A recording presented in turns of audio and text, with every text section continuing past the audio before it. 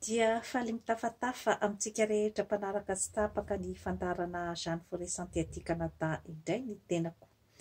Ny horesadresantsika anio zany dia ny lohateny mitondra ny hoe nahoana ny diaspora malagasy no tsy mazoto mody any tany-drazana. Hoadidintsika zany ny momba an'izay lohahevitra izay ary dia eto amin'ny fandarana Jeanne Forest Santé dia tsy mitanila ary mandrasa rasa ny anton-javatra amin'ny fotony ary manome ny vahaolana. Raha vao miresaka diaspora zany isika dia matetika zany misy commentaire betsaka zany manodidina ny diaspora.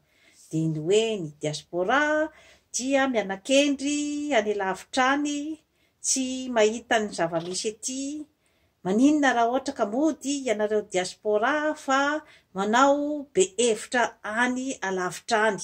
Dia misy ihany koa zany ny hoe ianareo diaspora dia efa mieritreritra ny tenanareo ho vazaha. Ianareo diaspora dia tsy tia tany-drasana matoa tsy mody aty fa mialokaloka fotsiny any alavitra any. Ianareo diaspora dia miseho anareo ao manam-pahaizana ka dia manome lesona anay aty Madagasikara. Zany zavatra rehetra izany zany dia commentaire daholo zany atao manodidina ny diaspora.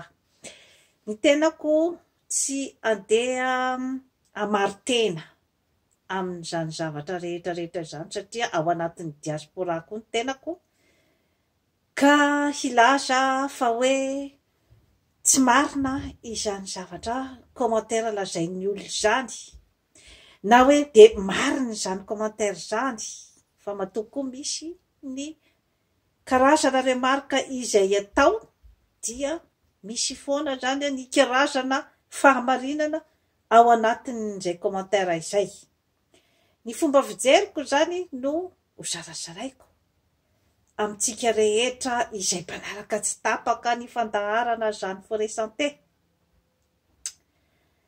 Diaspora ny dikan'io moa zany dia hoe olona mpila ravinahitra zany any amin'ny tany rehetra eraky ny vazatany.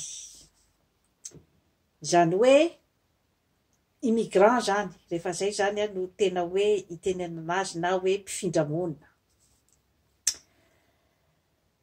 Maro dia maro zany no mety mahatonga ny hoe diaspora tsy mazoto ny ody.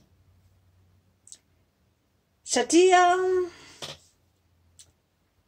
eto amin'ny exemple ny Afrika sy Madagasikara foana moa zany no andraisako ny karazana ohatra zany. Inona no antony mahatonga ny diaspora tsy mazoto ody? Voalohany indrindra aloha zany dia ny hoe mbola tsy milamina zany ny politika mpandaminana ny fampandrosoana any an-tany-drazana mandraky ny androany. Efa 80 taona no nahazahoana ny fahaleovantena, kanefa dia mbola tsy misy zany ilay hoe karazana politika mazava izay hitondrana ny tany sy ny fanjakana. Mbola manjaka ny tsy fandriam-pahalemana, ka somary ohatry ny hoe andeha hamono ny tenany ve zany ny diaspora, andeha hitondra ny volany, anao investissement any an-tany-drazana, kanefa dia faty no hita na hoe karazana ruine no hitondra azy rehefa tonga any. Satria rehefa ao anatin'ny tsy fandriam-pahalemana ny tany iray dia misy risika be dia be zany ny halany ny volan'ny olona anankiray izay mitondra ny volany any.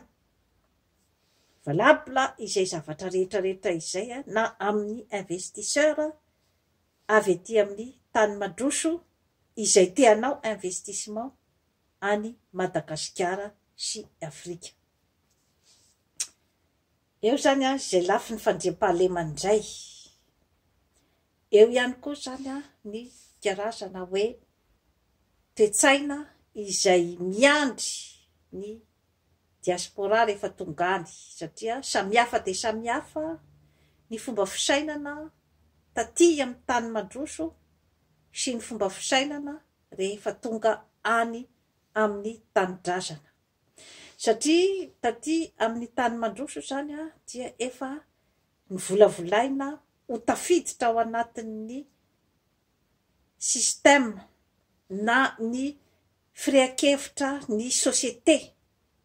Aty ianao vao afaka miditra ao anatin'ilay société satria tsy maintsy isy ny fidiranao ao amin'ny alalan'ny asa izay ataonao, na asa inona io, na asa miasa amin'ny fanjakana, na asa miasa amin'ny privé, dia tsy maintsy misy ny famolavolana an'izay hoe toe-tsain'ny mpiasa ao amin'ilay toeram-piasana mba ho afaka hifanaraka amin'ny toe-tsaina izay entina ao amin'ilay société iray. Dia automatika zany manaraka an'izay système izay ny olona izay miditra ao anatin'ny ataontsika hoe champ de travail zany. Izay zavatra rehetrarehetra izay nefa hoe manaraka ny ataontsika hoe karazana zany hoe lalàna, manaraka ny ataontsika hoe karazana hoe toe-tsaina, manaraka ny hoe atao hoe karazana fomba fijery an'ilay société, ny tany izay mandray ny diaspora izany. Efa voakontrôla daholy ny système rehetrarehetra aty, ka rehefa miditra zany ianao ao amina orinasa iray dia tsy maintsy voakontrôly ianao, tsy maintsy manaraka an'izay karazana système ao zay, izay ianao vao afaka tafapetraka ao amin'ilay orinasa, ahafahanao mandray ny volanao isaky ny 15 jours moa ny aty zany ny fandraisam-bola. Any Madagasikara ve efa mipetrapetraka izay karazana discipline sy izay karazana hoe toe-tsaina voavolavola izay, satria ny aty zany ny azy rehefa mamoha orinasa zany ny olona iray tiany fantany dia ny hoe inona ny stratégie hitondrana ny orinasa, inona ny stratégie hitondrana ny mpiasa ao, ary inona ny vokatrandrasana, ary vokatrandrasana io ny azy zany no mikianty amin'ny famolavolany ny zavatra rehetra, ny planification ataony ao amin'ny société, na eo amin'ny resaka fandraharahana izany dia mijery an'izay résultat zay ny fantany, na eo amin'ny resaka fampianarana dia fantany hoe inona ny stratégie hoentiny, inona ny fomba hitondrany ny olona izay miasa ao, inona ny résultat andrasany, na eo amin'ny resaka fahasalamana dia manohy an'izay karazana paradigme rehetrarehetra izay zany ny zavatra rehetra izay atao, ary ny résultat ihany no mikianty, indrindradrindra fa ny resaka politika. Tsy afaka manao izay tiany atao ny mpanao politika sy ny mpitondra fanjakana aty, fa dia misy ny mikontrôla an'izany système zany, ary indrindrandrindra dia ny vahoaka izay mandoa ny impôt anakaramana ny mpitondra fanjakana eo. Ka dia ny zavatra matetika misy aloha aty zany Justin Trudeau zany dia tovolahy tokoa no niditra teo amin'io fanjakana io, niditra ho Prime Ministre ny Canada, fa afaka taona vitsivitsy monja 2-3 taona izany Justin Trudeau izany, dia fotsiny ny volony ary fotsiny ny volombavana. Dikan'izay dia tsy mandriandro, tsy mandrialina ilay olona izany amin'ny fikarakarany ny asam-panjakana, ny fitondrana ny vahoaka, satria misy ny pression avy etỳ amin'ny vahoaka. Izahay no manakaramana anareo eo, ka dia vitanareo ve ny zao izay andrasanareo, izay andrasanay aminareo ary nampanantenainareo, indrindrandrindra dia eo ny farim-piainan'ny vahoaka. Iny zany no tena zavatra sarobidy aty, ka tena tsy mipetrapetraka foana izany filoham-panjakana izany aty. Zandry Barack Obama zany ke tovolahy niditra teo fa tena fotsiny ny volony niala teo. Raha oharina amin'ny mpitondrantsika ny Madagasikara, toa blankilakina daholo, toa metimety daholo rehefa tonga eo amin'ny fitondrana. Tsetsatsiaritra zany ny amin'izay karazan-javatra izay. Diaspora hoy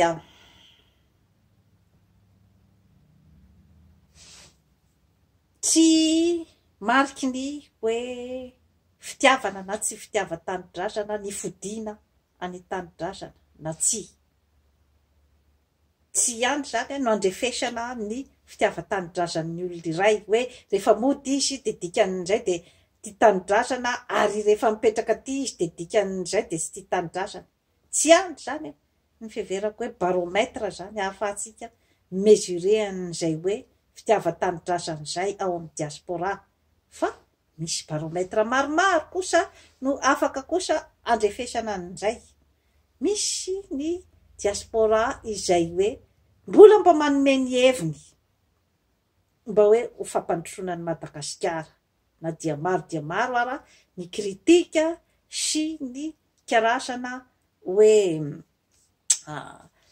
fanomezan-tsiny ny olona izay maneho ny heviny rehefa tsy mifanaraka amin'ny olona izay mandray azy, na hoe manohatohana zany ny hoe karazana intérêt, na ny hoe manohitohina ny ambom-pon'ny olona izay andefasana an'ilay teny.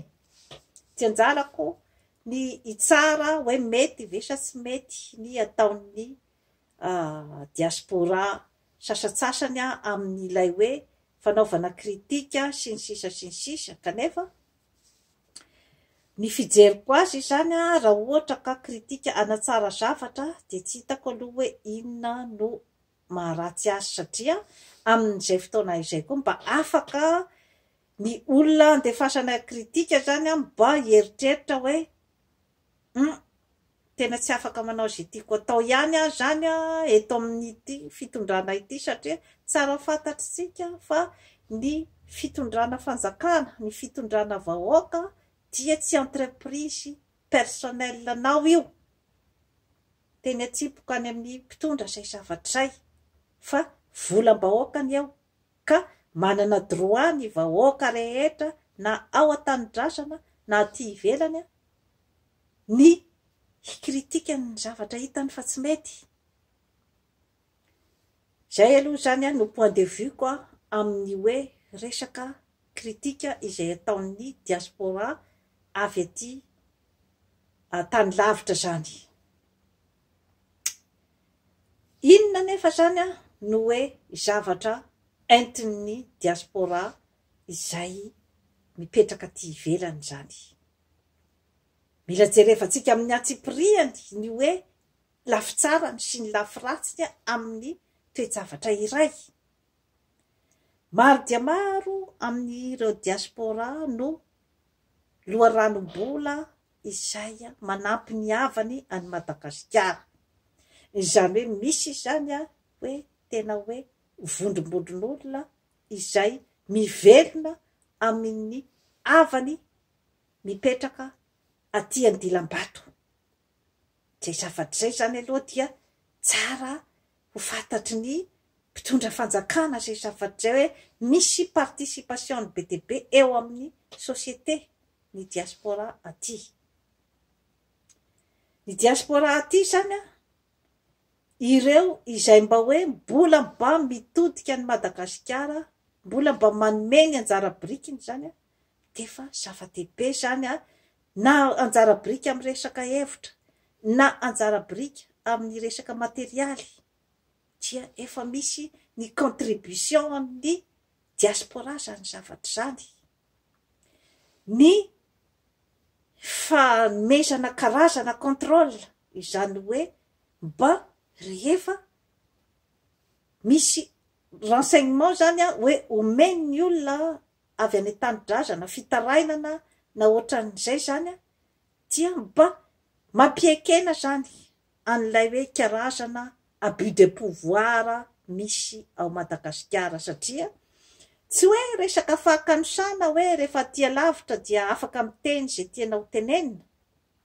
Io koa misy ihany koa ny hoe resaka hoe lalàna momban'ny zavatra tenenina eto amin'ny YouTube, raha ohatra ka misy zany ny karazana fanimbazimbana ny maha olombelona amin'ny alalan'ny opa izany, na ny fanaovana tsinotsinona, na ny hoe resaka opa, na ny resaka hoe zavatra tena manohitohina mihitsy zany ny voninahitry ny olona anankiray, dia efa misy lalàna ny momban'izay. Fa raha ohatra kosa hoe olona izay hoe maneho ny heviny, tsy misy endrika fandratrana an'izaniza izany zavatra zany, dia tsy misy tokony apisy ny hoe karazana fitoriana sy ny sisa zany. Kanefa moa zay zavatra rehetrarehetra izay dia ny lalàna ihany no mahita ny hoe atraisa zany no miopefy ny zavatra lazaina.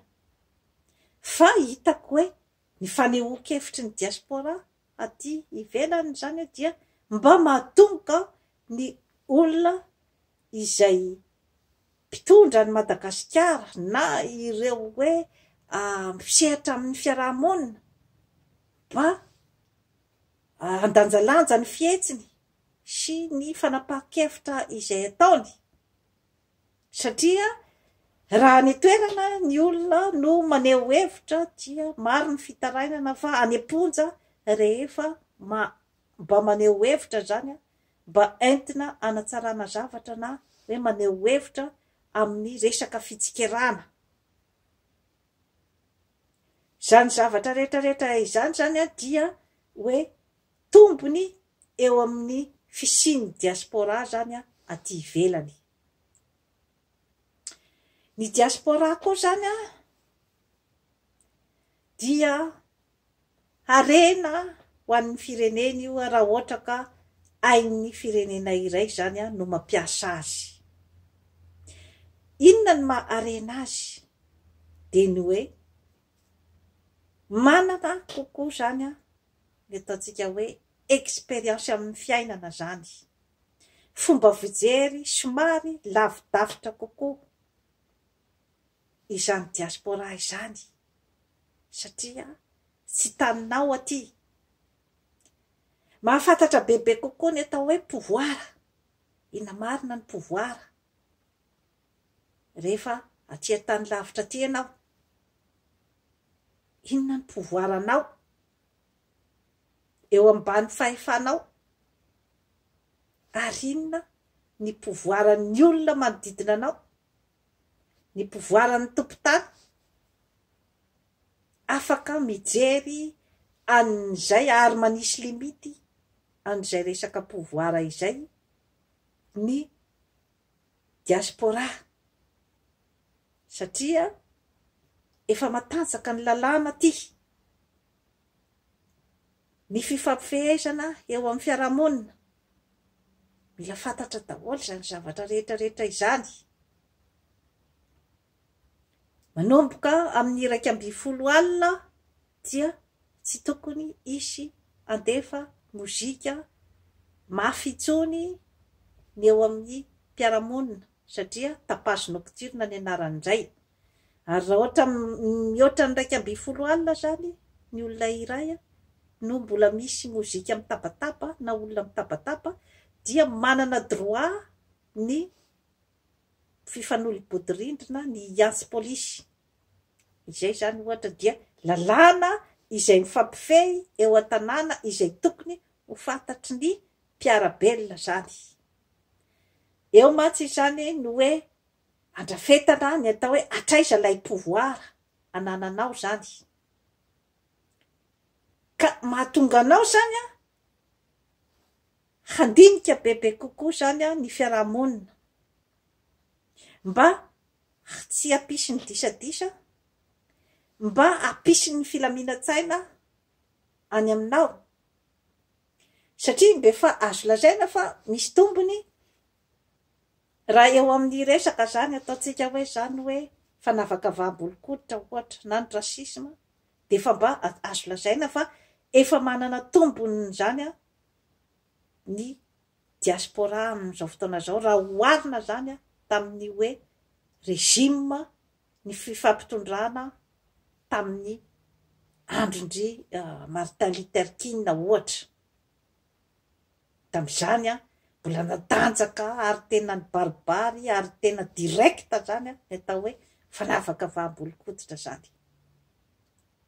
Amin'izao fotoana izao nefa dia efa rarahan'ny lalàna zany izay karazana formana fanavakavaham-bolokoditra. Kanefa ho an'ny mpandinika ny fiarahamonina efa foana tanteraka ve ny fanavakavaham-bolokoditra? Izao ianao izay diaspora mijery ahy amin'izao fotoana izao, foana tanteraka ve izay fanavakavaham-bolokoditra izay eo amin'ny sosiete? Izany hoe ny lalàna no mametra ny zavatra toy izao sy toy izao sy toy izao. Ka raha ohatra zany ka hoe misy olona zany ka tena tratranao izy nampiatra n'izay hoe karazana propos rasista ohatra na ohatran'izany ka misy pirofo dia amin'izay fotoana izay ianao no afaka mitondra azy any amin'ny lalàna. Fa ny fiainana andavanandro hoe amin'ny fomba fihesika, amin'ny fomba rehetra izay hoe mety ampisehon'ilay olona an'ilay fanavakavaham-bolokoditra ve afaka hoentinao any amin'ny fitsarana daholo. Izay zany ilay hoe fandinihana ny fiarahamonina. Eo no mipetraka ilay atao hoe pouvoir. Aiza ho aiza zany ny pouvoir personnel anao sy ny pouvoir ny olona manodidina anao ary ny pouvoir ny tompon-tany. Mahay manafaka an'izay bebe kokoa zany ny diaspora aty, ka hisy kokoa ny chance ahafahany zany ny hoe mikatsaka an'izay hoe fampirindrana ny fiainany sy ny fomba fisainany eo amin'ny sosiete zany. Eo no mahatonga an'ilay hoe développement personnel izay sangany dia sangany amin'izany ramatoa Oprah Winfrey, ilay vehivavy miliardaire voalohany, vehivavy mainty tao États-Unis. Misy antony reny olona reny matoa miditra amin'izay hoe développement personnel izay. Izany hoe ataovy izay famolavolana ny personnalité-nao, inona ny zavatra izay tanjona tianao tratrarina amin'ny fiainana, ahoana ny stratégie hitondranao an'izay ao anatin'ny fifanajana ao amin'ny fiarahamonina sy ny fanatrehanao ny filozofia izay mitondra ny fiarahamonina eo. Tsy ianao no hanova ny olona amin'izay fomba fisainany, fa rehefa ny olona manana ny fomba fisainany ny amin'ny hoe izahay ambony, ny olona tahatakan'izao, ny fotsy hoditra, ny mangamaso, izahay no ambony eto ambonin'ny tany amin'ny fomba ahoana moa no hanaovanao moral aminy, handavanao zany amin'izay filozofia indray, manana ny pouvoirany izy.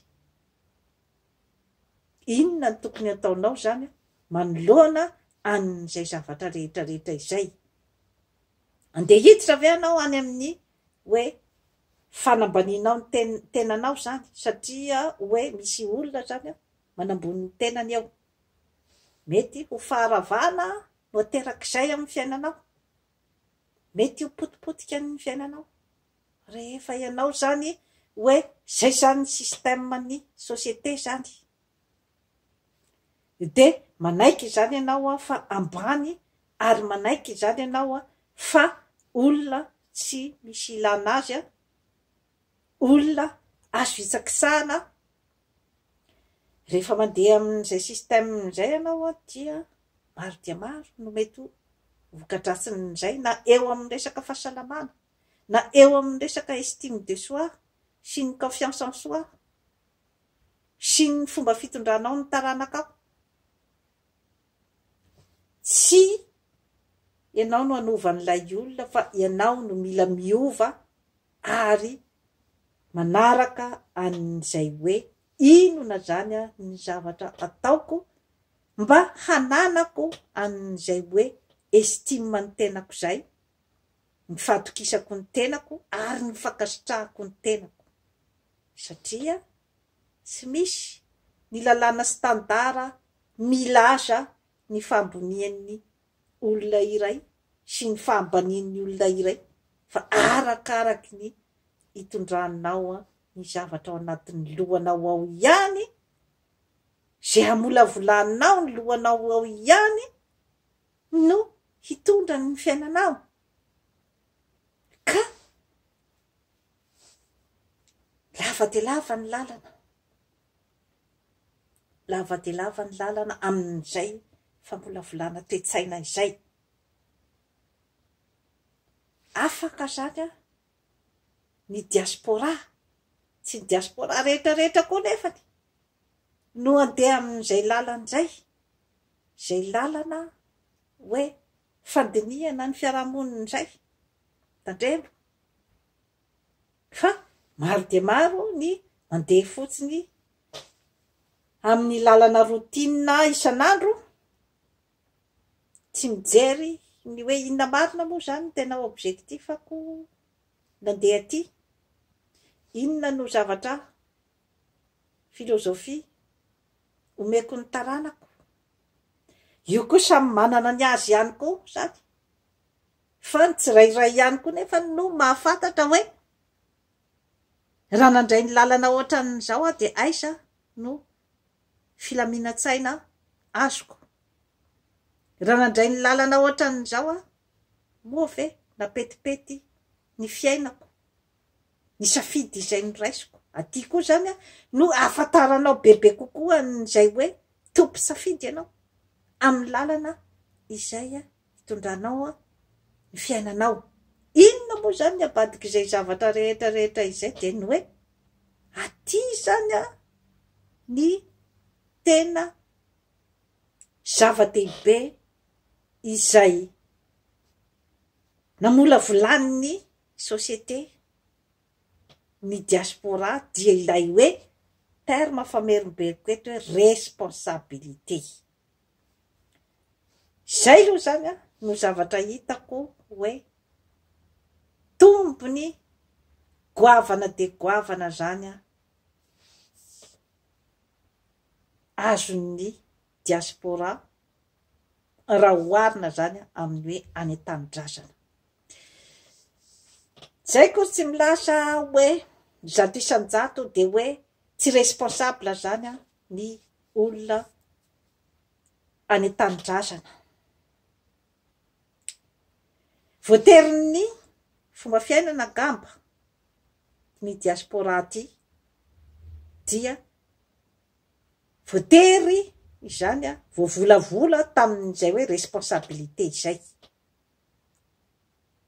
satria raisiko amin'ny fiainana andavanandro, aty dia ianao no mila mandoa ny hofa-tranonao isam-bolana, manao izay andoavanao ny hofa-tranonao. Aty ianao no tsy maintsy mitady ny hohaninao isan'andro. Aty tsy maintsy ianao no mitady izay ny vola hikarakaranao ny tokantranonao, ny fianaran'ny zanakao. Ny système aty kosa aloha zany eo amin'ny resaka fitsaboana dia misy ny atao hoe assurance maladie izay miahy zany ny vahoaka rehetra mba ho maimaim-poana zany ny frais-ny fitsaboana. Efa système ny gouvernement zany zay zavatra zay. Nefa koa tsy ny fitsaboana rehetra ihany koa nefany no hoe maimaim-poana ty, fa misy karazam-pitsaboana zany izay tsy maintsy hoe miala paosy zany ny volanao. Zay zany dia efa mamola vola ny olona iray zany ho responsable ny fiainany, ho responsable ny safidy izay napetrany hitondrany ny fiainany. Efa tombony zany izay hoe toe-tsaina tompona andraikitra zay raha oharina zany ny any amin'ny tanidrasana zany, satria any dia mbola somary lavidavitra zany izay hoe karazana responsabilité izay. Tombokitsika fotsiny ao amin'ny fiarahamonina dia efa maro zany ny zavatra mitranka ny amin'ny hoe tsy besaka ny tsy responsable, kanefa moa hoe tsy afaka ho accusena na hoe homelohina fotsiny ohatran'izay zany ny olona rehefa tsy ampy ao aminy zay responsabilité zay, fa ny fitaizana ny vahoaka mihitsy eo amin'ny tsy fahalalana koa zany no mahatonga an'izay hoe resaka hoe tsy mipetraka izay responsabilité zay. Mbola betsaka ohatra ny vehivavy izay manano tena tsy manandray ny zaza, aiza moa ny zaza tsy manandray daholo matotonga eo fa ny hoe mandositra ilay lehilahy, mandositra ny responsabilité. Zany zavatra rehetra izany zany dia zavatra hoe mbola mila ny resaka fanabeazam-bahoaka, mila ezaka avy any amin'ny gouvernemanta izany zavatra rehetra izany. Ka na ny mpitondra fanjakana ara dia malahelo any miteny fa tsy mbola mahatsapa ny tenany fa responsable ane izy manoloana ny fahatrana magitsokitsoka, responsable ane izy manoloana ny olona tsy mihinana, responsable ane izy manoloana ny olona tsy miasa.